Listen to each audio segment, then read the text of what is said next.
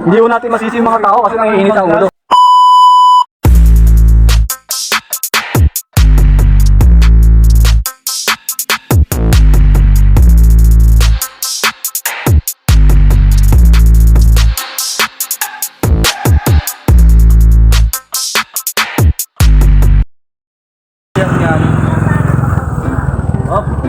Good evening guys. So, welcome to Real Pinoy Vlog. Ang title ngayon, ayusin ang sira.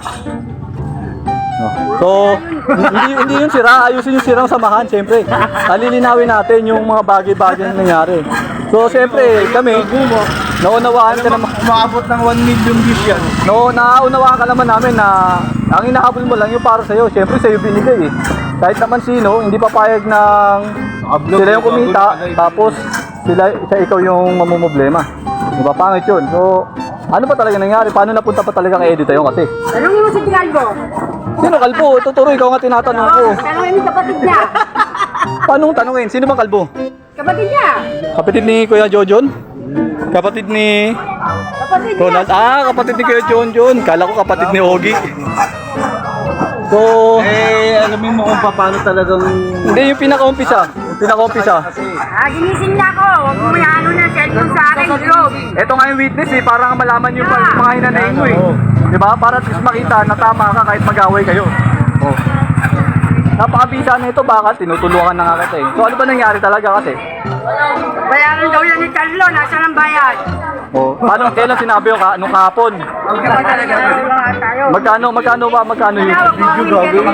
Magkano mo nga pinapasa kasi? Wala pa akong binibigay na presyo doon. Oh, wala pinibigay na presyo. Paano nalaman na binibenta mo?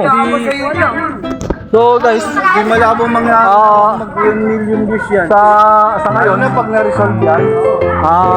hindi ko natin masisi yung mga tao kasi nangiinit ang ulo.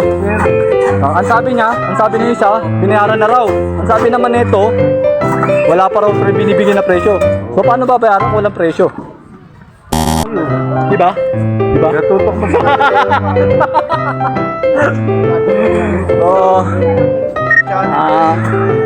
antayin na lang po natin mamaya yung mga sagot nila. So interview natin, pupatuloy natin yung isa. Kung ano magiging comment niya o magiging sagot niya dito sa bato ng kanyang kabilang panig. Punta natin siya, patuloy natin siya. Balik siya.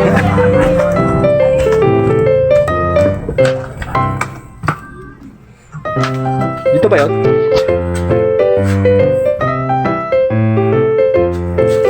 So guys, yung kabattle niya, wala eh.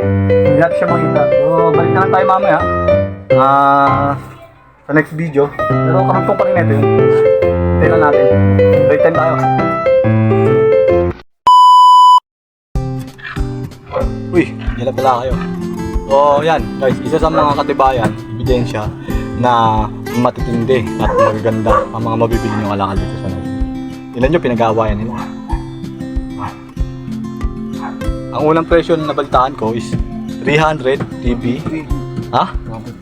150. Can you imagine? 150. Sabi ni Master, 150 kasama TV Plus. TV at saka TV Plus. Ha? Sino ba sinabi mo? 150 kasama yung TV Plus tsaka yung monitor. Diba? So, ganyan talaga dito. Kasi dito mga tao, actually pag pumunta ka lang sa Nalus Bukid, malabo yung bahay na pasukin mo na wala appliances. Kasi talaga dito mura-mura appliances man. Pinagagawatin mo, magnanay, nag-aaway dahil sa TV at TV Plus. So sundan natin ito yung mga susunod ng mga makikita at pasasaksihan natin.